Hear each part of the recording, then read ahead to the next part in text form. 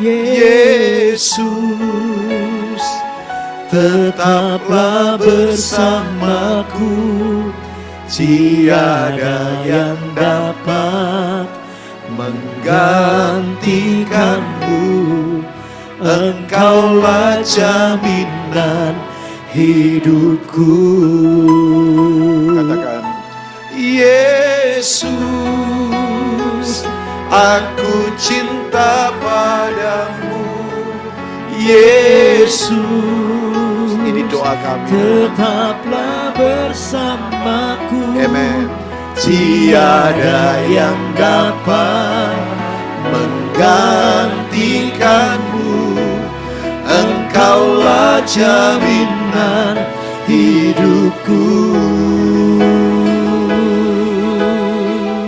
Sekali lagi, Yesus. Yesus,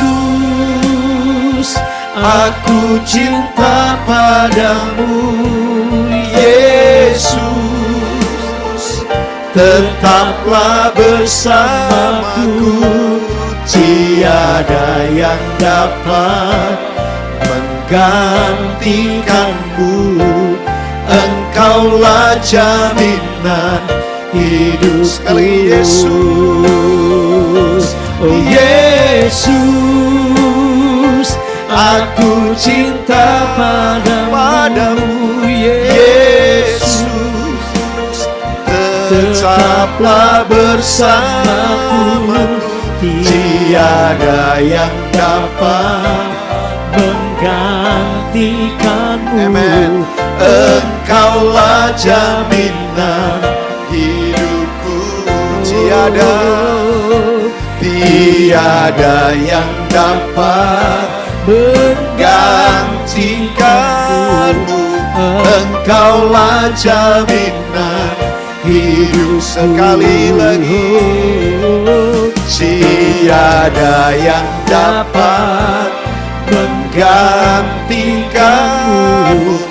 Engkaulah jaminan hidupku.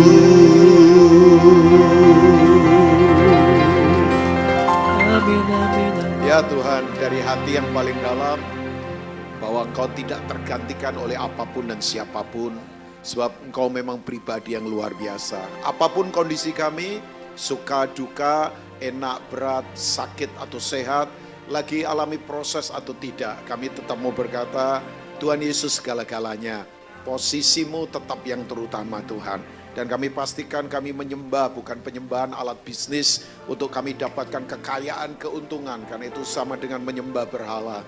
Kami pastikan menyembah karena Engkau memang layak disembah. Tidak ada alasan apapun dari pihak kami. Kami menyembah karena Engkau memang layak disembah. Kami tahu penyembahan bukan soal nyanyian, bukan soal sikap tubuh. Penyembahan adalah sikap hati di mana kami bergantung total pada Tuhan di setiap keadaan dan di segala keadaan. Kehendak-Mu yang harus terjadi, bukan lagi keinginan kami. Karena Engkau Tuhan yang luar biasa. Sekarang hamba berdoa, lepaskan firman yang kuat, yang tajam, yang hidup, yang lebih tajam dari pedang bermata dua manapun, menembus ke dasar hati kami. Sementara firman disampaikan, yang lemah dikuatkan, yang sakit disembuhkan, yang gemetar ditegakkan. Tapi lebih penting di atas semuanya, dengan hikmat dari Roh Kudus, Engkau sendiri akan membuat kami mengerti jalan-jalan-Mu, mengerti karakter-Mu, mengenal pribadi Tuhan lebih dalam lagi. Itu jauh lebih penting daripada uang, itu jauh lebih penting daripada promosi, itu jauh lebih penting daripada anak kami bertambah punya pabrik banyak, itu jauh lebih penting dari rumah kami besar. Mengenal Tuhan itu segala-galanya. Kami tahu tidak ada satupun orang yang bisa kenal Tuhan. Bahkan Tuhan tidak bisa dikenali karena terlalu tinggi, terlalu dalam. Tapi haleluya, Tuhan selalu memperkenalkan dirinya pada kami. Mungkin lewat hal-hal sederhana, melihat orang yang rela berkorban demi orang lain, kami bisa mengerti siapa Tuhan. Lewat apapun yang kami ucapkan membangun orang lain, kami bisa mengenal Tuhan. Itulah hal-hal yang luar biasa, karena Tuhan memang luar biasa. Bersuaralah, hamba-Mu terbatas, urapi hamba-Mu, mampukan hamba-Mu mengkomunikasikan firman yang sakral ini dengan bahasa yang sederhana yang dapat dimengerti oleh setiap kami. Kami kembalikan pujian, hormat, pengagungan, kemuliaan, kebesaran, kejayaan dari kekal sampai kekal milikmu saja. Dalam nama Tuhan Yesus yang mau mendengar firman dan melakukannya. Mari katakan. Silakan duduk Bapak Ibu. Ya, saya gak suka ucapkan gongsi facai sebab artinya saudara makin kaya, makin makmur ya, boleh lah ya. Saya suka ucapan itu ya. Singnin kuela, singnin mengan. Nah itu ya. Ya artinya tanya sama sebelahnya. Sebab yang ngucapin juga belum tentu tahu artinya. Tapi kan artinya selamat tahun baru dan ini kemurahan Tuhan menyertai kita ya. Jadi hidup disertai kemurahan Tuhan itu luar biasa. Nah, saya nggak tahu kalau ini ibadah temanya Imlek. Padahal saya bawa, oh nggak ada ya. Oh ya udah. Saya bawa itu loh, apa namanya baju, ya Chongsam. Ya cuman saya taruh di koper. Saya pikir ya, oke nggak apa-apa lah ya. Itu tidak mempengaruhi keselamatan, percayalah ya. Nah, izinkan saya pagi ini Bapak Ibu semua yang Tuhan Yesus sayangi, saya ingin berbicara tentang beberapa hal yang saya pikir cukup penting. Ya, setuju atau tidak, ini manusia itu diciptakan dengan otoritas dari Tuhan. Ya, kalau saya ngomong otoritas rohani begini, gak semuanya harus dirohanikan. Ya kan, kita pikir rohani ya apa begitu ya, orang tumbang-tumbang, menggelinding, orang kemudian nangis-nangis di ibadah. Oke, perhatikan baik-baik apa yang coba saya ingin sodorkan buat Bapak Ibu. Rohani tidak perlu begitu. Misalnya Bapak Ibu lihat begini, ada orang yang selalu mengutamakan orang lain, itu rohani loh. Ada orang yang pakai hartanya untuk menolong orang lain, itu rohani. Rohani tidak usah dikurung di 4 dinding tembok dalam bentuk kebaktian. Kadang kita suka rohanikan semuanya. Orang pikir dia nangis waktu menyembah Tuhan. Ternyata nangisnya karena apa? Mengasihi diri sendiri. Kan ada banyak orang nangis belum tentu jelas juga. Ya, satu kali saya ketawa. Kakak rohani saya lagi khotbah di satu desa. Ada satu ibu, sepanjang dia khotbah nangis terus. Lah sebagai pembicara kan rasa sukses. Karena waktu dia khotbah orang nangis terus kan. Makanya saya tidak mengukur orang dari nangis. Sorry ya, gak semua orang rohani harus nangis kan. Ya bolehlah nangis, tapi nangisnya mesti punya tujuan dong. Ternyata ibu ini, begitu teman saya turun, teman saya senang.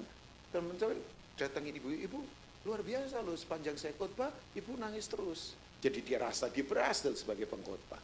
Nah teman saya itu kan jenggoten Bapak Ibu. Ya, brewokan jenggoten. Ya kumisen, cuman agak botak. Ya. Jadi saya sampai bilang begini, kalau boleh jenggotmu dipindah ke rambut kan. Kalau boleh, ya kan? Sebagai hamba Tuhan bisa memindahkan itu kan. Ya dia ketawa. Tahu nggak Ibu, Bapak Ibu? Begitu dia tanya, ibu ini menjawab, iya. Sepanjang saya khotbah, saya lihat bapak saya menangis. Jawab saya ingat, kambing saya yang jenggoten. No. Bulan lalu ketabrak mobil, mati. Itu untung teman saya, gambar dirinya nggak hancur. Kalau hancur dia berhenti jadi pendeta loh Bapak Ibu ya. Kan dia rasa berhasil karena lihat orang nangis. Nah makanya saya harus katakan ini. Gak semua yang rohani harus dirohanikan. Seorang istri yang tidak tidak hormat sama suami itu gak rohani. Even dia majelis gereja. Seorang pengusaha kalau cara bisnisnya nyolong duitnya orang, walaupun dia pelayanan, itu gak rohani. Loh, agak sedikit keras ya, Sinja khotbah begini gak enak kayaknya ya. Mestinya kan Sinja khotbah diberkati, makin kaya, sehat terus, mati masuk surga. Ya bolehlah orang khotbahkan begitu. Tapi saya kembali, ada anak yang merawat orang tua karena walaupun orang tuanya nggak kaya, itu rohani. Ya kalau merawat orang tuanya kaya karena berharap dapat warisan, itu nggak rohani. Kok gak ada yang amin kayaknya nih? Kayaknya warisannya banyak semua ini, makanya nggak ada yang amin ya. Iya dong. Coba seorang suami yang tidak KDRT sama istrinya, sementara dia banyak keluarkan ayat di mulutnya. Ya, nah itu. Dan rohani itu tidak harus dirohanikan semua. Saya nggak tahu Pak Gembala setuju dengan saya atau tidak. Kan tidak harus dirohanikan semua. Karena kita kadang-kadang terlalu rohani sampai mistis-mistis gak jelas kan. Iya kan? Coba. Nah, saya ingin mengajak kita Bapak Ibu, dalam kita itu ada otoritas. Nah, otoritas ini yang membuat kita punya influence, pengaruh Bapak Ibu. Ya, nah coba kita lihat ayat Matius 16. Ayat 17 dan ayat 18. Ini kan dasar bahwa eklesia berdiri. Saya sebetulnya lebih suka menyebut eklesia bukan gereja. Ya kita bisa diskusi. Gereja itu kalau dalam bahasa Portugis itu gedung. Makanya orang salah persepsi, oh gereja itu gedung. Orang pikir kalau gedungnya besar, pengaruhnya besar. Makanya kan banyak gereja sekarang ada di tempat yang ramai supaya punya pengaruh ramai. Loh, saya beritahu ya, di sini ada sungai namanya Sungai Berantas, gede kan. Apalagi kalau lagi hujan banyak pasti alirannya deras kan. Di dekat rumah saya itu ada aliran sungai namanya Cisadane. Ya orang Tangerang kan itu Sungai Cisadane. Nanti ketemu nih sama Sungai Ciliwung, nanti ujung-ujungnya ya ke Ancol, ke laut semua. Cisadane, Ciliwung, kemudian Ciapa lagi banyaklah, Cici semua itu. Itu dalam bahasa Sunda, Ci itu artinya apa sih saya lupa. Cisau gitu. Ya, itu kan banyak itu. Orang Sunda kan itu ada artinya, saya lupa artinya apa itu ya. Tapi kan betul kan. Nah, di rumah saya itu puji Tuhan di perumahan kita anugerah Tuhan jarang banjir. Ya, memang perumahan aturnya bagus lah. Itu grupnya enggak usah sebut nama lah ya. Nanti yang punya saudara punya properti lain marah sama saya lagi ya. Tapi bagus. Ya, saya nggak tinggal di BSD. BSD kalau infrastruktur keren lah. Ya, sampai ditiru itu IKN kan BSD. Jalanan besar, tamannya gede, jadi depan rumah masih banyak taman. Jadi saya suka jogging-jogging lari-lari di sekitar itu. Walaupun saya tidak tinggal di BSD. Ya, mungkin saudara yang punya family atau anak tinggal di sana tahu kan, infrastrukturnya bagus. Nggak ada kabel ya, jadi burung kalau terbang aman kan. Kasihan juga kalau burung lagi pusing terbang kesangkut kabel dan kasihan ya. Ya, kadang-kadang burung pusing juga Pak Yo, mikirin negara, mikirin inflasi kan. Banyak burung pusing-pusing juga. Ya, nah tapi begini Bapak Ibu.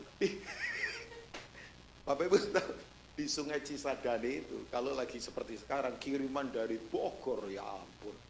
Itu arusnya deras Bapak Ibu. Tapi saya beritahu, sungai dengan arus deras itu tidak menunjukkan dia sumber mata air.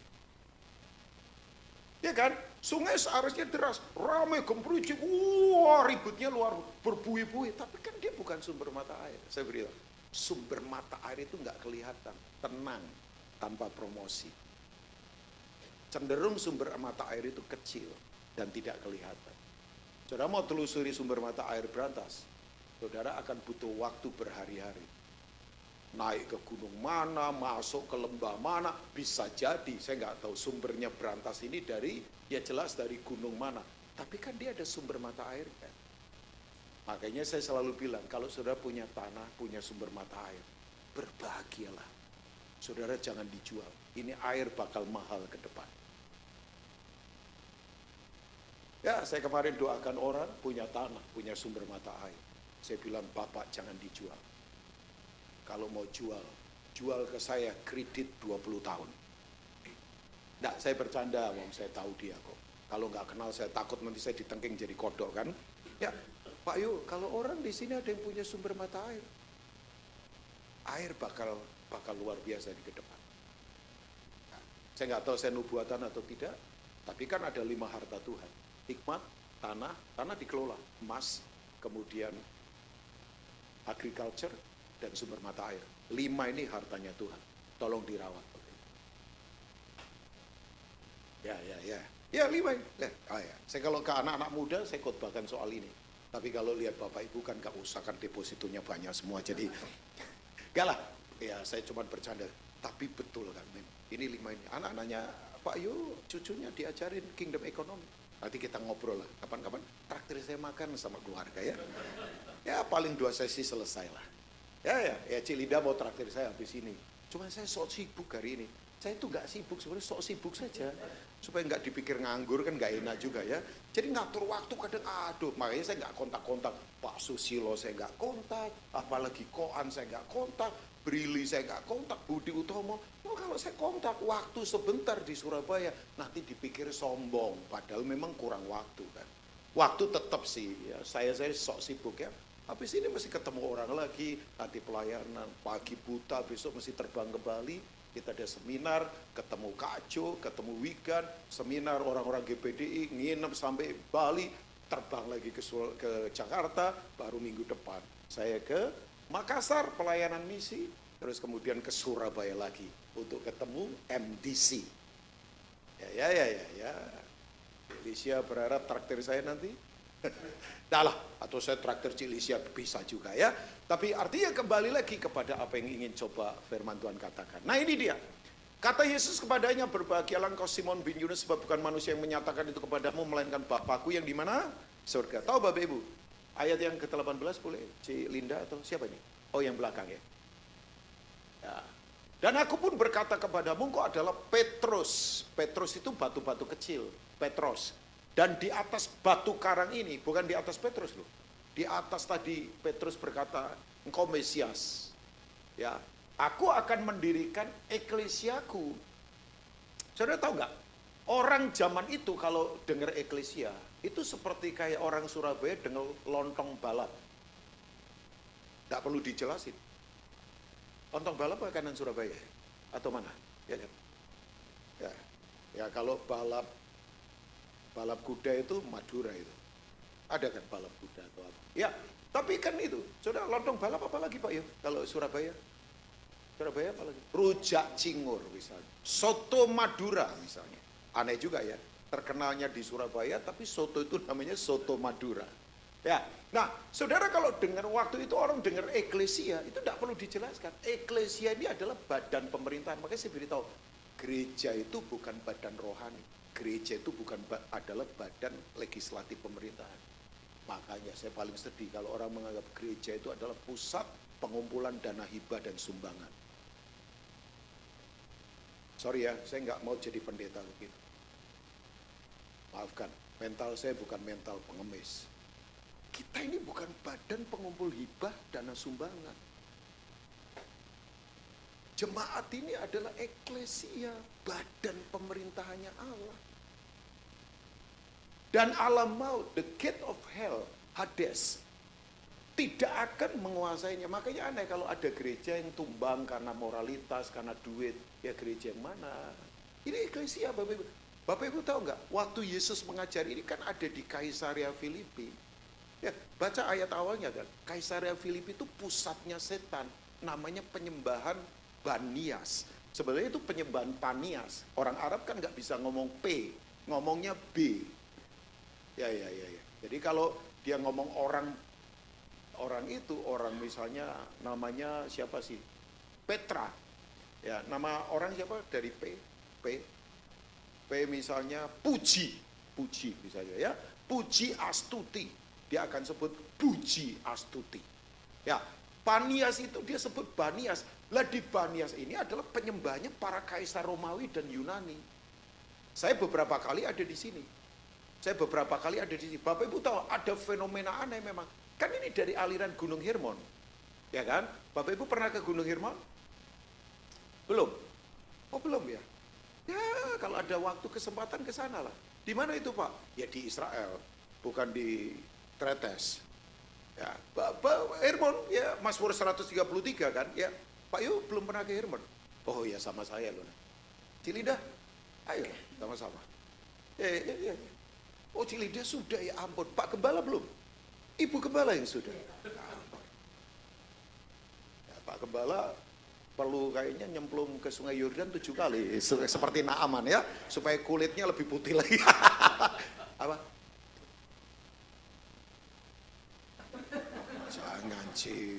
Jangan, saya tidak berani sebutkan itu istrinya yang sebut. Saya enggak loh Pak Yu, saya enggak loh Pak. Ya, istrinya yang sebut loh, saya enggak loh. Ya, bolehlah ke sana kan beli ketela. Ketelanya ya. Oke, kembali. Itu isu jangan dibahas. Oke, kembali. Nah, ini dia. Bapak Ibu di sana ada fenomena apa? Kaisaria Filipi. Saya ini pembelajar sejarah, walaupun belum pinter. Karena saya bodoh, kalau nggak belajar gimana? Di sana itu ada fenomena aliran air dingin, di dalamnya ada sumber mata air panas. Makanya mereka menganggap itu kekuatan gelap. Dipuji. Nah, setan itu begini. Saya beritahu ya, tempat di mana dikutuk selalu ada setan. Tempat di mana diberkati selalu ada Tuhan. Setan itu tidak maha hadir, tapi akan hadir kalau ada kutuk di rumah. Makanya jangan main-main. Loh, setan itu tidak maha tahu. Tapi begitu kita ngomong kotor, najis, jahat, setan tahu lah. Hati-hati dengan permainannya dia. Makanya di keluarga jangan saling ngutuk, jangan saling maki. Oh hehehe, itu sarangnya setan itu. Saya sedih ya kadang-kala ada keluarga jarak dekat suami istri, udah teriak-teriakan. Jarak dekat kok, berarti kan hatinya jauh. Atau kalau jarak dekat teriak-teriakan, berarti kemungkinannya suaminya atau istrinya yang budek, itu aja. Ya yang paling repot dua-duanya budek, nah itu repot. Nanti salah mengerti terus. Makanya orang budek kan salah mengerti terus. Loh, iya saya ngomong budek rohani. Saya sama istri tidak pernah teriak-teriakan itu. Sampai sekarang, haleluya. Anugerah Tuhan, kita praktekkan firman saja. Saya jarang konseling sama konselor-konselor pernikahan. Dari awal kita nikah. Tapi hari ini, ya saya praktekkan firman saja. Udah gak ada yang lain. Ya masalah ada Pak, tapi saya praktekkan firman aja. Siapa bilang gak punya masalah? Masalah ada juga. Ya, tapi jarang lah ngomong sampai, gak pernah lah dijauhkan itu. Ngomong kasar, ngomong kotor, sampai ngomong kata cerai. Oh iya, itu kata itu tolong dihindari. Sebab itu bahasanya setan. Bahasa Tuhan selalu bersatu. Amin. Bahasa Tuhan selalu memberkati. Ya, nah Bapak Ibu kembali yuk. Nah ini dia. Coba kita lihat ayat yang ke-19. Saya nanti akan tarik beberapa hal ya. Kepadamu akan kuberikan apa Bapak Ibu? Kunci kerajaan surga. Saya terjemahnya Indonesia cuma satu kunci ya. Terjemahnya Inggris itu adalah the keys of the kingdom of heaven. Keys, jamak kunci-kunci. Saya tanya, kunci sekarang nggak harus ada bentuk ya. Saya Natalan 2 minggu yang lalu diundang ke Surabaya.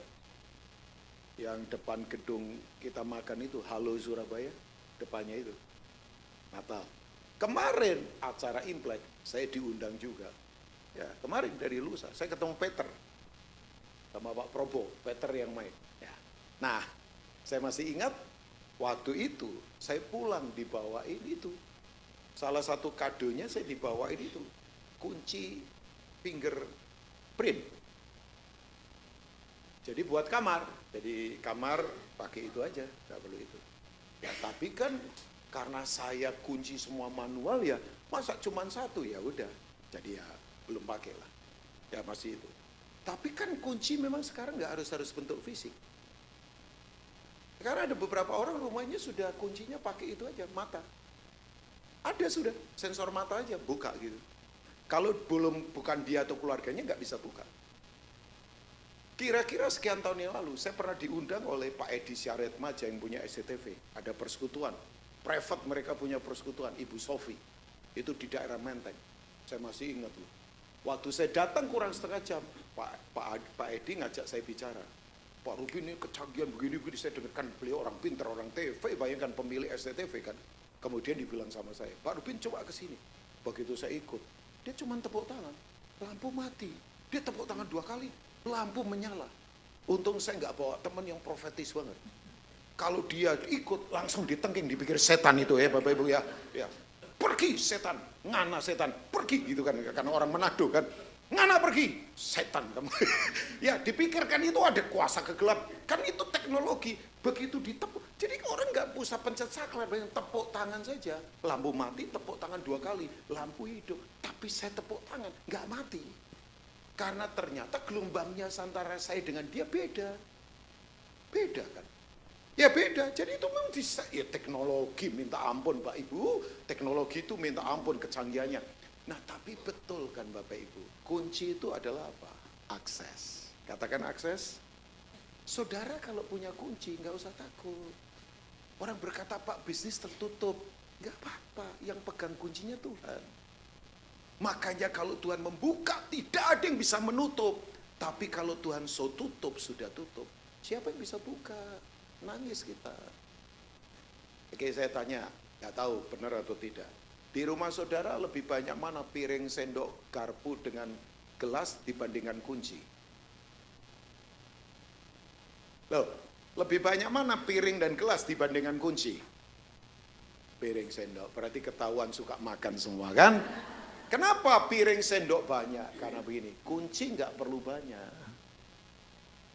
Bahkan kadang-kadang saya lihat ada orang, kunci cuma satu, bisa buka kemana-mana. Nah, kunci itu akses, Pak. Yang saya tahu, kenapa sesuatu dikunci? Karena ada berharga di dalam. Saudara kalau punya barang berharga, saudara akan kunci. Karena kunci itu berharga. Hidup saya berharga, Pak. Makanya saya kunci dari semua hal yang jahat. Saya hanya buka untuk kebenaran. Cik Linda sama Pak Yo itu udah kayak kakak rohani saya lah, udah lama. Ya, mereka tahu saya suka bercanda. Tim kita suka bercanda, Pak. Asli suka bercanda. Tapi bercandanya kudus. Begitu ada hal yang najis, kita langsung tegur. Kadang ya ada orang pengen ngomong sensual ke saya, agak porno begitu. Saya langsung diam dia. Yang begini jangan diucapkan. Oh iya, karena itu punya pengaruh ya Bapak Ibu. Ya, sesuatu yang diucapkan itu ternyata saya baru tahu, itu sudah keputusan. Dan otak kita punya telinga untuk mendengar. Makanya Bapak Ibu ya, Bapak Ibu kalau dengar negatif terus, ketakutan. Ada orang mau terbang takut batalin semua tiket. Gara-gara apa? Ada berita, ada badai silikon. Itu sekian bulan yang lalu. Tiket ke Bali satu keluarga batalin semua. Termasuk hotel sudah booking. Ya refund, tapi kan rugi Bapak Ibu. Gara-gara apa? Saya bilang, kamu dengernya yang salah. Kristen. Aduh, sampai saya bilang, makanya Bapak Ibu ya, yuk kunci. Semua pikiran yang salah, kunci. Semua hal-hal yang apa? Oh iyalah, kita ini derasnya minta ampun informasi sekarang. Loh Bapak Ibu sekarang pencet. Saudara touchscreen aja ya. Scrolling lah, sekarang orang sekarang kan scrolling. Kayak Cik Linda lagi scrolling ini. Cik siapa kok? Kok Cik Linda? Ya Cik Yuli, tiba-tiba ingatnya Cik Linda lagi ya. Karena nama Linda memang banyak ya. Linda Yo, Linda Ho, Linda Linda Kue kan banyak ya. Cik Yuli. Cik Yuli kan mungkin lagi nyatet saya punya cuma khotbah mungkin supaya kelihatan rohani lah ya. Nah, enggak lah. Cik Yuli lagi waktu Cik Yuli scrolling coba bayangin sekarang. Tek, saudara ChatGPT begitu tek gitu. Data Pak ribuan. Wush. Makanya orang sekarang nggak sabaran karena semuanya dibikin cepat. Orang sekarang ini tahu gerak cepat, tapi tidak tahu keheningan hidup. Kemarin tahu nggak? Banyak orang stres gara-gara saham. 41% merah. Ya. Atau saudara lagi protes karena kemarin merah semua, saya nggak tahu ya. 41%. Saya ngobrol sama satu orang, kena banyak Pak. Kebanting ya, sekarang ribon lagi. Saya bilang, kamu banyak duduk diam dulu lah. Tenang aja. Istrimu itu luar biasa. Istrinya itu stres gara-gara supernya mati belum dalam Tuhan. Sementara suaminya stres karena sahamnya jatuh. Saya bilang begini, istrimu lebih rohani daripada kamu. Kamu itu ternyata stres kalau duit hilang. Sementara istrimu stres karena orang lain nyawanya hilang belum dalam Tuhan. Dia diam sih. Ya, saya baik sama mereka, tapi soal prinsip, saya kalau memuridkan, ya, Cik Linda, mungkin saya ketularan Cik Linda kan. Cik Linda kan lebih tegas, suaminya ya usap-usap, istrinya suaminya usap. Baguslah kombinasi yang luar biasa. Ya baguslah kombinasi. Saya tahu lah Cik Linda kalau ngajar, tek. Ini saya belum seberapa, Cik Linda lebih gawat dari saya. Ya saya lebih, kita cowok kayaknya lebih gimana ya Pak ya. Ada hati ibu juga kita kayaknya ya. Sementara Cik Linda ada hati ayah juga. Itu kakak, tak bola balik itu kalau lagu ya. Tak bola balik katanya. Oke, nah kembali. Jadi ini, nah ayat berikutnya, ini belum selesai kan ayat berikutnya. Apa yang kau ikat di dunia ini akan terikat di mana? Surga. Apa yang kau lepaskan di dunia ini akan terlepas di mana? Coba perhatikan ayat ini. Tidak dikatakan karena surga mengizinkan diikat, maka waktu kamu mengikat akan terikat. Enggak. Karena surga mengizinkan kamu melepaskan, waktu kamu melepaskan akan terlepas. Enggak. Enggak. Bukan lagi tergantung surga. Tergantung kita untuk mempengaruhi surga. Oke, saya ulangi lagi supaya jangan salah. Tidak dikatakan bahwa ini, karena surga mengizinkan dilepaskan, waktu kamu melepaskan akan terlepas. Karena surga mengizinkan kamu mengikat, maka waktu kamu mengikat akan terikat. Enggak tuh, totalitas. Ini diberikan pada kita. Hebat enggak? Makanya orang sekarang kan nunggu Tuhan melawat, sementara Tuhan menunggu kita bergerak. Siapa tunggu siapa sekarang? Orang sekarang ngajarnya kan nunggu Tuhan datang. Padahal Tuhan nanti mau turun ke bumi. Sementara banyak orang pengennya naik ke surga. Surga turun ke bumi, sementara bumi pengen naik ke surga. Saudara kalau ke atas gak ketemu Tuhan, ketemu siapa? Ya itu perlu diajar lagi tentang bumi dan surga. Nah, itu paling bagus yang ngajar itu big picture, namanya Pastor Wigan Sugandi. Adik rohani saya. Dia tulis buku bagus. Belum dapat bukunya ya? Oh saya kirim. Saya kirim beberapa lah, dibagi-bagi aja Pak Yu. Buku bagus. Semoga stoknya masih ada. Buku itu sold out. Ya. Atau Pak Yu nanti saya kirim PDF-nya aja ya. Boleh dibagi yang lain. Wigan nggak cari uang kok tulis buku. Jadi boleh aja dibagi ke yang PDF aja ya nanti ya. Ingatkan saya ke jalan yang benar Pak Yu. Supaya saya nanti bagi ya. Karena saya kadang-kala lupa juga. Bukan nggak tepati janji. Nanti saya kirim ke Pak Yu. Tentang bumi dan surga. Bagus itu tulisannya. Bagus banget. Ya, saya lagi baca-baca lagi. Nah, kembali Bapak Ibu. Kita ini punya pengaruh. Nah, begini. Untuk kita hidup kuat dalam pengaruh Bapak Ibu. Ya. Yang pertama, pengaruh itu harus merubah kita dulu dari dalam. Ya, makanya betul ya. Saya tidak menuntut istri saya berubah. Saya tidak menuntut orang yang saya layani berubah. Saya yang harus berubah. Supaya perubahan saya membawa dampak buat orang di sekeliling saya. Nah begini, Bapak Ibu mendengar perubahan boleh. Bapak Ibu berbicara perubahan silakan. Bapak Ibu baca buku tentang perubahan boleh. Pertanyaan saya, apakah itu perubahan? Enggak kan? Bapak Ibu mendiskusikan perubahan, Bapak Ibu bicara perubahan. Kayak saya ini bicara perubahan misalnya. Tapi apakah itu perubahan? Bukan. Karena perubahan adalah perubahan sampai terjadi satu perubahan. Sekali lagi, perubahan itu adalah suatu perubahan kalau terjadi suatu perubahan. Dan yang paling merasakan saya berubah adalah orang di sekeliling saya. Ya, saya lagi diskusi tadi sama Pastor Lukas Kusuma. Kebetulan nginep di hotel yang sama. Kita ngobrol, karena lagi atur saya punya pelayanan ke tempat mereka nanti dalam anugerah Tuhan. Saya udah bilang kalau visa keluar ke Amerika ya saya jalan. Kalau enggak masa pakai KTP kan enggak lah ya. Nah jadi keluar ya udah saya jalan sama keluarga sekalian. Kita ngobrol-ngobrol nih, banyak hal ngobrol. Tapi dari obrolan itu akhirnya kita memutuskan satu prinsip. Bapak Ibu tahu nggak? Banyak pendeta bertumbangan karena begini. Bicara perubahan ke orang, sementara hidupnya sendiri di dalam nggak berubah.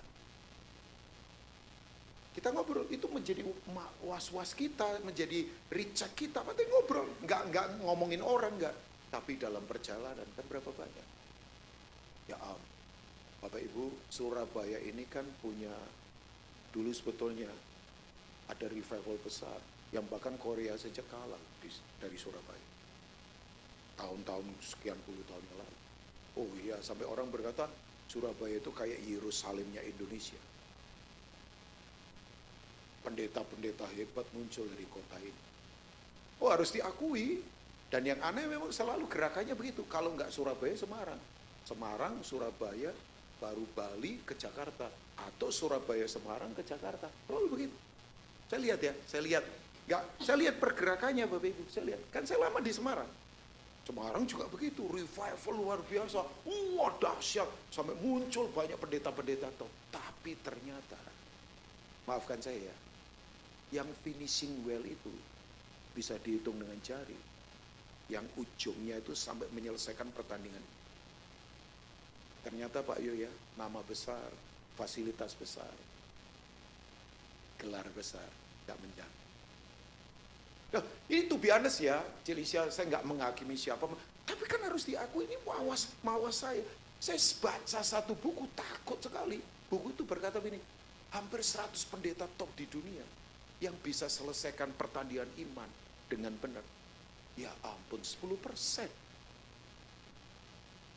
Yang lain pada tumbang uang, tumbang moralitas. Coba, jadi dari situ saya kemudian berkata, oh iya, pengaruh yang di dalam kita, kuasa Tuhan. Nah Bapak Ibu, saya harus katakan ini kuasa ini, otoritas ini bukan simbolik rohani, bukan perasaan-perasaan, bukan. Ini adalah legal standing. Ini posisi hukum kita Bapak Ibu. Sekali lagi ya, ini bukan sekedar simbolik peperangan rohani. Kan kita suka simbol-simbol itu. Makanya banyak orang pakai simbol-simbol, tengking-tengking apa. Oke lah, itu bagian teologi ya. Tapi kalau cuma ditarik ke sisi itu, berarti teologi sempit sekali. Sebab ini legal standing. Ini posisi legal di hadapan Tuhan. Ya, nggak tahu di sini ada itu nggak, rumah sakit Salvation Army ada nggak? William Booth. Ada ya? Hampir di tiap kota ada. Nggak tahu di Surabaya mungkin besar. Bandung besar, Jakarta juga besar. Jakarta itu kalau nggak salah di Salemba sana. Kalau Surabaya di mana Pak? William Booth. Di Ponegoro itu kan jalan strategis, jalan raya itu mahal itu jalan itu. Ya kebanyakan mereka. Saya dalam anugerah Tuhan hampir banyak keliling ke banyak tempat, termasuk di beberapa negara. Saya selalu bilang ada Salvation Army, ada. Tahu Bapak Ibu, Salvation Army itu dibangun abad 18 oleh orang namanya William Booth. Siapa dia? Tukang itu tarik gerobak. Dia tukang tarik gerobak Bapak Ibu. Tapi kan tahun-tahun itu abad 18, negara kayak misalnya Eropa dan apa kan sulit Bapak Ibu, banyak wabah. Ya sekarang kita kalau ngomong wabah misalnya apa sih, cacar, itu gampang lah, vaksinnya ada, bahkan orang sekarang kena cacar jarang lah ya. Tapi tahun-tahun itu orang kena cacar bisa mati. Itu bisa mati itu, karena nggak ada vaksinnya. Ya kita kalau ngomong sekarang, wah itu penyakit ringan, itu kan sekarang. Zaman dulu itu kayak COVID kita alami. Nah Bapak Ibu orang ini bayangkan. Ya dia doa, dia tengking. Tapi dia kemudian begini, memeluk gerbang, terlibat di dalamnya, pakai otoritas Tuhan. Bayangkan, William Booth itu sampai hari ini, ratusan tahun mempengaruhi masyarakat seluruh dunia. Seorang penarik gerobak. Yang tahu otoritas. Makanya hari ini kita ngomong, Pak Rubin, saya cuma seorang ibu. Jangan. Saya cerita ya, ada yang dari Toraja? Oh ya, kalau Makassar saya nggak tanya. Makassar kayaknya sih ada lah ya, kayaknya ya. Ya, tapi Madura ada juga kali atau mana ya. Oke, Toraja itu daerah Kristen, tapi jangan salah sangka, sinkritismenya banyak. Sorry ya, daerah-daerah Kristen itu biasanya digabung ke gereja iya, tapi ya itu opo-opo ya iya. Oh iya, banyak-banyak yang begitu. Banyak lah Bapak Ibu. Saya makanya masuk ke dalam, ampun. Kenapa nggak jebol-jebol ke mana rohani misalnya? Karena itu ada praktek-praktek. Ya. Kayak misalnya Xinjia ini kan tradisi bagus. Xinjia itu kan perayaan musim semi. Dari dingin ke semi. Makanya bersukacita kan. Cuman kan kemudian didistorsi dengan banyak hal yang mistis. Misalnya ada binatang nian yang begini, memakan harta saudara, ternak saudara, sawah saudara, makanya perlu diusir. Salah satunya pakai petasan, kemudian pakai apa, ya kan usir begitu. Ya. Petasannya terlalu kenceng, gak cuma setannya yang lari, orangnya kaget mati juga, nah itu ya. Nah, karena dia begitu-begitu, makanya saudara ceria kenapa? Ya karena ini kan musim semi bersukacita. Bagus Xinjia, ketemu makan bersama, bagi angpo ya. Waktu Xinjia saya nggak tahu mempengaruhi ekonomi Indonesia nggak ya, saya nggak tahu juga ya. Ya mungkin ya, kan bagi-bagi angpo jadi ya kecuali ya ditabung sendiri ya udah ya nggak dibelanjakan, UMKM nggak ya mungkin punya pengaruh ke sana. Nah di Toraja itu ada ini penjual sayur orang biasa. Saya waktu dengar ini, saya suka kesaksian yang begini. Kalau cuma terima warisan banyak, beli mana-mana, aduh. Sorry ya, dunia punya yang begituan. Makanya saya paling marah kalau orang posting-posting di apa begitu, naik first class, naik business class. Dia bilang janganlah, apalagi pendeta, saya bilang jangan. Jemaat yang susah makin banyak, masih banyak, jangan. Ada pendeta buka garasi, ada mobil mewah, terus pakai ayat lagi. Tiada yang mustahil bagi orang percaya. Saya bilang, mas, janganlah ya. Tuhan tetap besar walau kita pakai sepeda. Loh, apakah Tuhan jadi besar karena kita pakai Alphard baru? Tuhan tetap besar. Satu kali saya ngomong sama teman saya, Pak Yo. Ini pendeta di daerah. Kalau hari Minggu enggak usah pamer-pamer mobil jemaat. Naik becak, naik andong, berkati tukang becak, tukang andong. Jarak dekat kasih 50.000. Jarak jauh kasih 100.000. Hari itu kota diberkati tiap minggu supaya ekonomi naik. Pendetanya ngomong gini, saya udah ngajar jemaat sulit Pak. Katanya begini, kan Tuhan kita besar supaya lihat bahwa kita diberkati. Mau naik andong, mau naik mercy, Tuhan tetap besar.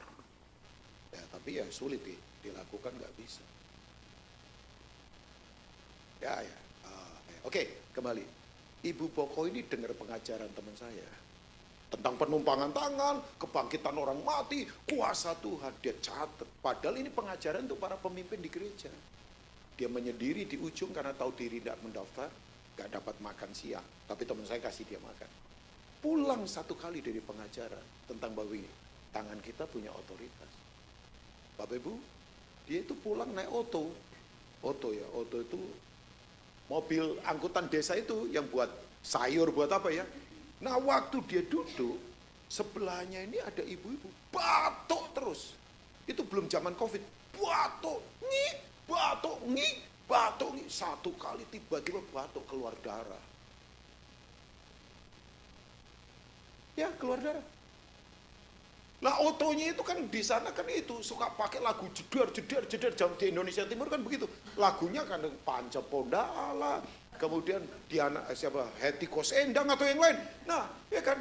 Nah, waktu kemudian dia lihat ini, langsung dia praktekkan. Dia bilang gini, "Ibu boleh nggak saya berdoa untuk ibu?"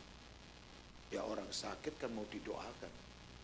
Makanya dulu saya di Jogja Gereja Jemaat tiap minggu kadangkala kita liburkan ibadah. Jemaat kita suruh ke rumah sakit untuk mendoakan orang-orang sekarang. Kita kadang liburkan ibadah. Tapi kalau misalnya jalan komunitasnya, kadangkala kita ibadah di tempat lain yang lagi sulit keuangan. Semua persembahan perpuluhan kita taruh semua di situ. Lah kamu, ya udah dari Tuhan. Loh, katanya level berbeda begitu. Level berbeda bukan LED baru, level berbeda bukan gedung baru, level berbeda itu begitu Bapak Ibu. Level berbeda masa hal-hal yang fisik begitu. Kita suruh begitu Pak. Ya, itu aneh itu sampai saya dimarahin sama kakak Karol. Kamu itu melanggar apa? Lo langgar apa? Ini kan firman Tuhan. Orang sakit kan perlu didoakan. Sementara kita terpenjara di gedung, kita nggak ngapa-ngapain, kita rasa bahwa kita mengalami Tuhan, tapi kita nggak berbuat apa-apa. Maafkan, itu sebuah bentuk kemunafikan paling luar biasa, atas dasar taat lah.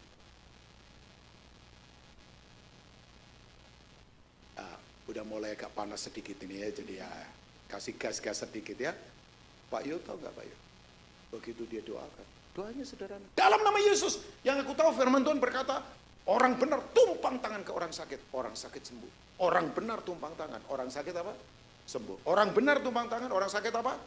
Jadi bagian saudara hanya tumpang tangan Bapak Ibu itu. Bagian tanggung jawabnya orang sakit harus sembuh. Kalau nggak sembuh, ya itu tanggung jawabnya dia. Oh belum mudeng, saya ulangi lagi ya.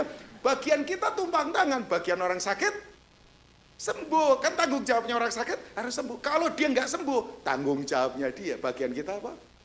Tumpang tangan. Enak ya jadi Kristen. Loh kan orang benar tumpang tangan, orang sakit sudah jangan mikir sembuh. Udah begitu tumpang tangan. Bapak Ibu, Ibu Boko turun, namanya Ibu Boko turun. Ternyata ibunya itu tinggal di desa belakangnya Ibu Boko. Itu hari Sabtu.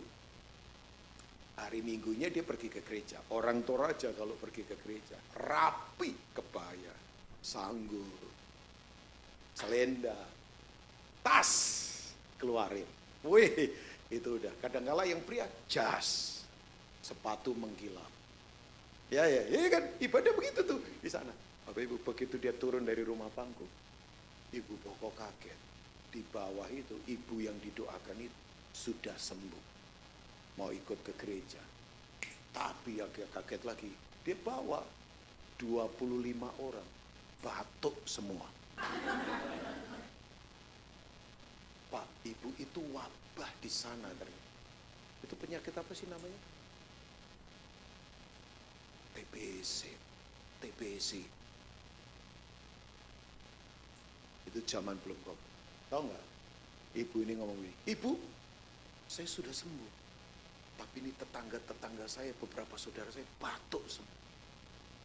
Ya silakan orang ngomong itu ada kutuk atau apa terserah. Tapi Bapak, tahu nggak lo? Udah, selendang dicopot, sepatunya yang heels dicopot dulu, ya kan? Karena dia harus layani. Ya udah. Ya untungnya sanggul nggak melorot, sanggul tetaplah ya, karena mungkin apa sih kremnya atau apanya ketat kan, itu badai juga nggak akan menggoyangkan dia Bapak Ibu. Tahu Bapak Ibu, tumpang tak, pek. 25 orang itu sembuh. Dibawa ke gereja, teman saya mau khotbah, teman saya kaget. 25 orang termasuk ibu ini. 26 berarti. Minta dibaptis hari itu. Teman saya nggak jadi khotbah. Dia gantikan wakilnya untuk khotbah. Itu hari itu. Siapa yang lakukan? Tuhan. Lewat siapa? Jadi saya beritahu ibu-ibu jangan berkata, Pak, saya cuman orang tua. Saya hanya orang biasa. Loh, yang di depan saudara ini. Saya selalu sadar diri kok. Saya kalau nggak ada Tuhan. Ya, fasilitas nggak ada, semua biasa aja. Tapi saya tahu, di dalam saya ada kunci yang nggak sembarang. Saya selalu ngajarin anak muda. Jangan perlakukan pacarmu seperti kamu seorang yang suka memperkosa. Kamu punya kunci. Saya selalu bilang sama para wanita, kunci itu, kunci keperawanan, kunci keperjakaan. Karena rahimmu itu nanti akan melahirkan pahlawan besar. Sri Asih melahirkan orang 9 Juli tahun 69. Siapa itu Pak? Rubin Ong. Saya dilahirkan oleh seorang wanita dari sebuah desa. Tapi haleluya, mama saya tahu bahwa benih itu adalah benih hebat. Mama saya tidak pernah kemana-mana. Tapi anaknya diizinkan Tuhan pergi kemana-mana. Mama saya pendoa kuat. Ya, kunci Bapak Ibu. Sekali lagi saya nggak ngomong betul lah. Kunci itu akses. Makanya sudah kasih tahu suami yang sekarang lagi stres atau anak-anak yang lagi stres. Dalam Tuhan kita punya kunci. Pengaruh itu. Ya, coba saudara dapat kado mobil, simboliknya. Saudara jangan percaya kalau dikasih obeng, jangan percaya. Saudara jangan percaya kalau simbolik mobil dikasih ban, jangan percaya. Tapi percayalah kalau simbolik hadiah mobil dikasih apa? Karena saudara berarti punya hak untuk menguasai mobil itu pakai kunci. Ya, nah sekarang saya akan tutup dengan beberapa hal. Bapak Ibu tahu nggak? Ternyata tidak perlu jadi artis dulu, orang kaya dulu, orang hebat dulu untuk berpengaruh. Tidak perlu. Kan tadi saya sudah bilang ya, sungai itu alirannya besar. Tapi kan sungai bukan sumber mata air. Sumber mata air itu kecil dan cenderung tidak kelihatan. Ya, ada teman saya ngambil master di Australia. Saudara tahu? Yang membiayai dia adalah seorang wanita tua dari New Zealand yang tiap sore kumpulkan botol. Dari botol itu dia jual sekian dolar. Dia kasih ke beberapa anak. Cuma dari les saja, dikirim dari les. Gak tahu dia doa, terima les. Nah, salah satu yang dibiayai adalah teman saya.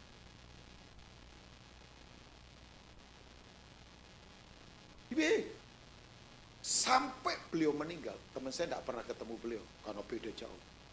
New Zealand jauh dengan Australia. Tapi teman saya selesai gara-gara seorang ibu yang nggak tahu siapa biaya dia punya kulit. Atau teman saya sekarang dipakai Tuhan.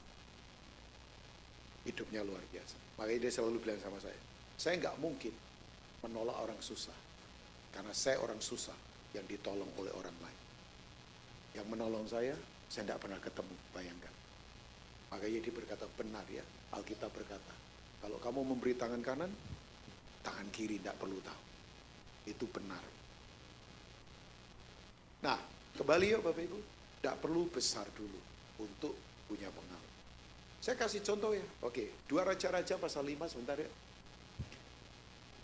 Seorang yang tidak punya nama, wajahnya nggak kelihatan siapa, bisa mempengaruhi 2 bangsa hebat. Yaitu Aram dan Samaria. Samaria tahu ya, Israel Utara. Ya. Nah ini, Naaman panglima Raja Aram adalah seorang apa Bapak Ibu? Terpandang di hadapan tuannya dan sangat disayangi. Sebab oleh dia Tuhan telah memberikan kemenangan kepada orang Aram. Aneh ya prinsipnya. Jangan cepat-cepat dulu, kembali ke, ya, thank you. Saudara tahu nggak? Orang di luar Tuhan, menang pun itu karena Tuhan. Jadi memang kemenangan itu dalam Tuhan. Padahal kan orang di luar Tuhan. Aneh kan? Tapi Tuhan punya maksud untuk orang ini. Nanti ujung dari cerita ini apa Bapak Ibu? Menyingkapkan kebobrokan karakter motivasi para pelayan. Karena ujungnya nanti kenanya ke Gehazi. Gehazi tahu artinya? Gehazi? Ada yang tahu artinya? Jawaban salah tidak mempengaruhi keselamatan? Ya sayang sih ya, orang nggak suka belajar. Kalau saya suka belajar banget. Sampai sekarang saya belajar terus. Saya membaca, saya terus sistematik, saya terus kumpulkan banyak hal, saya terus merenung. Saya kadang kalau keluar kota begini jarang makan-makan keluar apa. Lebih banyak di kamar, berdoa, baca, kelihatan rohani sekali kayak pendeta ya. Nah ya kadang keluar, tapi lebih banyak saya ambil waktu begitu. Keluar pun saya itu nggak mau sembarangan lah. Kalau sekedar ngopi-ngopi, cekakaan, nggak jelas ngobrol ya oke lah, tapi ya buat saya efisiensi saya perlu pikirkan. Bukan karena saya tahu ada hal-hal yang harus kita kerjakan ini di depan. Kondisi nggak gampang Bapak Ibu. Asli. Bapak Ibu nanti berat loh ini keadaan di depan. Berat banget. 2020 selesai Covid, 2022 selesai Covid, 2022 akhir perang Ukraina sama Rusia. 2023 Hamas hajar Israel, ratusan orang diculik. 2000 sekarang ini Venezuela di take over, ini bakal ke depan goncangan lagi. Udah settingnya udah makin itu. Kita perlu cermati ya, makanya Bapak perlu kembali ke firman karena ini kita perlu cermati apa yang terjadi. Katanya jam kiamat sudah diputar 1 Januari 2025 oleh yang namanya BUSS, The Bulletin of Atomic Scientist yang didirikan Albert Einstein. Nah, mereka bilang kurang sekian detik tengah malam. Tapi menurut saya, karena 3 alasan masuk akal sih. 1 perang nuklir, kedua perubahan iklim. Makanya kalau saudara sekarang iklim berubah, ya karena gletser pada runtuh. Akibatnya suhu bumi nggak stabil. Yang di kutub-kutub itu loh. Akibatnya apa? Air terlalu banyak masuk ke air laut. Keasinannya air laut berkurang, ekosistem berubah. Yaitu yang menciptakan awan-awan itu jadi berubah semua sekarang. Makanya itu terjadi kadang kalau badai dan sebagainya. Cuman bahayanya karena keaksinan air laut berkurang, kalau ada earthquake, gempa bumi, tsunami, itu air nggak bisa ditahan lagi. Kalau ada garamnya kan masih tertahan. Ini liquid, bisa berkilo-kilometer menghantam kota. Penggulung. Semua habis. Betul, menurut mereka betul Pak. Tapi yang ketiga yang ngeri adalah ketika AI dilepas, Artificial Intelligence. Nah saudara kalau AI dilepas, Saya takutnya cuma satu, semua data keuangan porak-poranda. Surat-surat saudara bisa tiba-tiba gone aja.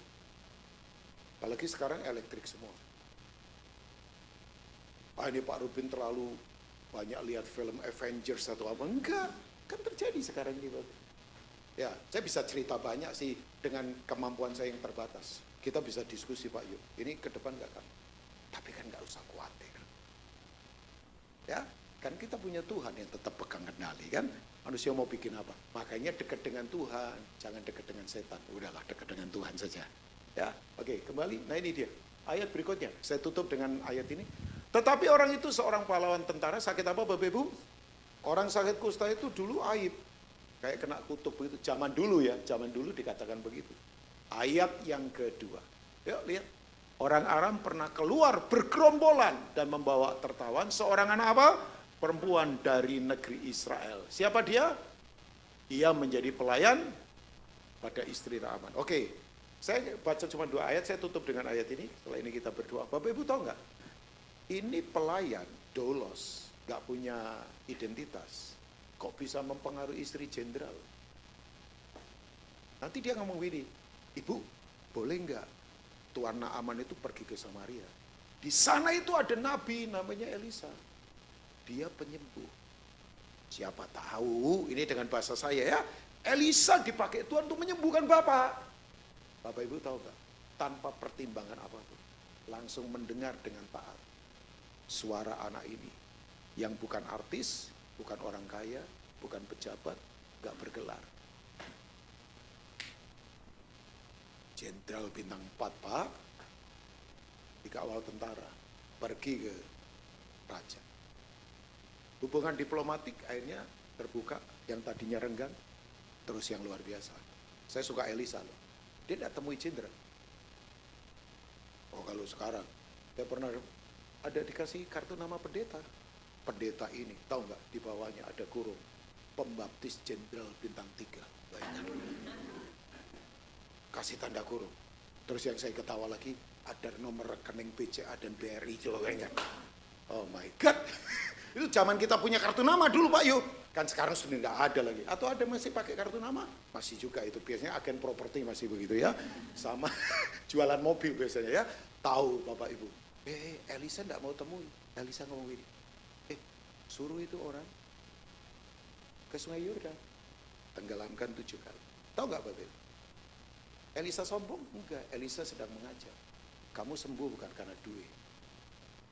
Kamu sembuh karena Tuhan. Elisa sedang mengajar, jabatanmu itu tidak ada gunanya kalau kamu sakit begini. Elisa lagi mengajar begini, kuasa Tuhan nggak bisa dibeli.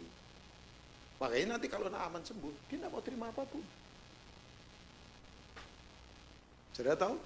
Naaman marah kan. Tahu nggak Bapak? Yang dipakai meredam kemarahan jenderal, prajurit bilang, kan takut juga. Kalau dia salah ngomong bisa dihantam itu sama jenderalnya. Prajurit bilang, Tuhan kalau dia suruh hal yang sulit, kan Tuhan akan lakukan. Tuhan biasa perang, ini cuma menenggelamkan diri di Sungai Yordan. Saya beritahu kenapa Naaman sulit menenggelamkan diri di Sungai Yordan. Maaf ya, kesombongan itu memang penghalang mengerikan untuk orang rendah hati. Makanya sombong itu dari setan. Saya paling marah itu kalau lihat orang sudah nggak kaya, sombong, bego lagi. Coba bayangkan, aduh.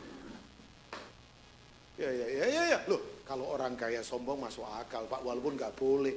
Ada orang nggak kaya, sombong, bego pula. Dikasih itu nggak mau, daplek namanya. Bapak Ibu tahu, begitu dia tenggelamkan diri, Alkitab berkata dia sembuh. Cuman ujungnya, my God. Gehazi itu buta mata. Tahu, saya tadi belum sebutkan arti nama Gehazi.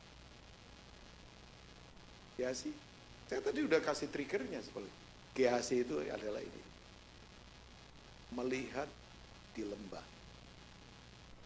pendek, lembah ya, penglihatannya di lembah bukan di gunung. Orang pendek biasanya emosionalan. Enggak, bukan pendek fisik loh, saya nggak ngomong ya. Maksudnya cara berpikir, saya salah ngomong tadi ya. Nah, cara berpikirnya itu pendek, makanya emosionalan, makanya begitu. Semuanya nggak bisa panjat. Saudara tahu apa yang terjadi? Ya itu. Saudara yang luar biasa begini. Kustanya Naaman. Ketransfer kemana? Ya. Itu cerita asik sekali. Intinya begini. Yuk, tidak perlu jadi artis dulu. Tidak perlu terkenal dulu. Saudara mau Indonesia mengalami kebahagiaan rohani? Amin. Pak, kebahagiaan rohani bukan bentuk gereja besar dengan pembicara terkenal. Kebahagiaan rohani itu selalu melibatkan orang-orang tidak terkenal. Sorry ya, kebahagiaan rohani begini. Orang sadar dan takut akan. Nah, sekarang orang kebaktian keren-keren pulang selingkuh juga. Kebaktian keren-keren pulang bohong juga di bisnis dan tidak rasa takut. Itu bukan revival. Itu cuman acara saja yang hanya memuaskan rasa agamanya. Adik saya Sabtu ini, tolong yang sedang berdoa, Cik Linda juga saya minta support doa. Sabtu ini dia akan ke Kenya. Perempuan. 1 month sih akan tinggal di sana karena ketemu jaringan misionaris yang udah ketusuk-tusuk pedang. Adiknya Lili, namanya Eli. Udah vaksin, udah keluar semua. Mesti dikawal dari orang di Singapura, tim nanti pergi bersama-sama. Gak tahu tempatnya di mana, gak tahu pulangnya kapan. Setiap kali pergi selalu cuma tiket pergi, tiket balik belum ada. Karena tiba-tiba Tuhan mengubah apa? Ini timnya dia begitu tuh. Orang bodoh kali Pak. Ya kakak iparnya saja begini, masa adik iparnya bodoh. Dia lebih pintar dari saya, S2 dari Australia, cum laude lagi. Adiknya Lili itu. Dan saya kenal dia dulu sebelum kenal Lili. Ya, Saudara tahu Pak Gereja Rock belum lama ini, seorang pendetanya, 2 anaknya di Sudan dan di mana mati dibunuh. Nigeria, Kristen lagi banyak dibunuh, Sudan apalagi. Tapi saya bilang, ini Afrika sebentar ini revival. Karena darah martir itu adalah benih subur buat kebahagiaan rohani. Maaf ya, Indonesia belum. Kita masih beracara. Kita masih ribut rame. Kita masih berkompetisi. Kita masih besar-besar. Cik Yuli mengangguk, saya nggak tahu setuju atau tidak. Ya, setuju ya Cik ya. Ya. Nggak tahu, Cik Lisha mungkin juga setuju lah. Ya kalau nggak setuju saya telepon suaminya nanti ya. Enggak lah, ini kan prinsip lah. Pak Yo, ya nggak tahu setuju atau tidak. Mungkin sudah penganut Injil Kemakmuran, saya nggak tahu. Enggak lah. Pak Yo diberkati keluarga tapi nggak ke sana. Ya saya cukup karena beberapa wajah gelisah dan berkata, Cynthia mesti makan enak baru.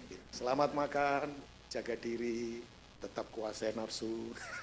Sebab orang sekarang mati bukan karena kelaparan. Orang sekarang meninggal karena terlalu banyak makan katanya itu ya. Tuhan Yesus memberkati, berpengaruhlah sebab ada otoritas Tuhan di dalam kita. Tolong kalau bicara hati-hati ya. Tolong kalau bisnis hati-hati. Tolong kalau hidup hati-hati. Tolong, ini saya lagi nasihati diri saya. Tolong hati-hati, awasi dirimu, awasi pengajaranmu. 1 Timothy chapter 4 verse 15. Awasi dirimu, awasi pengajaran. Kita ngawasi pembantu terus pakai CCTV, ngawasi orang di rumah kita pakai CCTV, tapi lupa mengawasi diri sendiri. Awasi yuk, yang kita katakan, yang kita lakukan. Tuhan Yesus memberkati. Oikos. God bless you all. Mari bangkit berdiri bersama. Ya, saya khotbah panjang sekali bayangkan ya. Mari kita berdiri, kita berdoa, kita bersyukur. Boleh Bapak Ibu semua taruh tangan di dada. Ya, saya sedih kalau sampai saudara melewatkan message ini. Karena rasa ini biasa saja. Tapi saya berharap saudara memeteraikan di hati. Kondisi nanti akan membuat kita terdesak di depan ini. Tapi saya beritahu, ada kekuatan firman di dalam kita yang membuat kita tetap kokoh berdiri. Uang bisa hilang, teman baik bisa tinggalkan kita. Bisnis bisa hilang, jabatan bisa hilang, kesehatan bisa hilang. gelar bisa hilang. Dan saya beritahu, saudara pegang surat tanah mau sampai berapa tahun? Paling lama 80-90 tahun. Memang betul langit bumi milik Tuhan. Pak, kan saya wariskan ke anak saya. Iya, kalau dia bisa mengelola. Kalau enggak, hilang juga. Makanya yang tidak pernah hilang adalah firman Tuhan Yesus Kristus. Sekali lagi, surat tanah bisa hilang. Sampai berapa tahun kita pegang. Hanya Tuhan yang tidak pernah hilang. Pegang dia selama-lamanya. Hamba berdoa, biar apa yang kau sudah sampaikan termeterai di hati kami. Memerdekakan setiap kami. Hari ini yang lemah dikuatkan, yang sakit disembuhkan, yang tidak mengerti dibuat mengerti.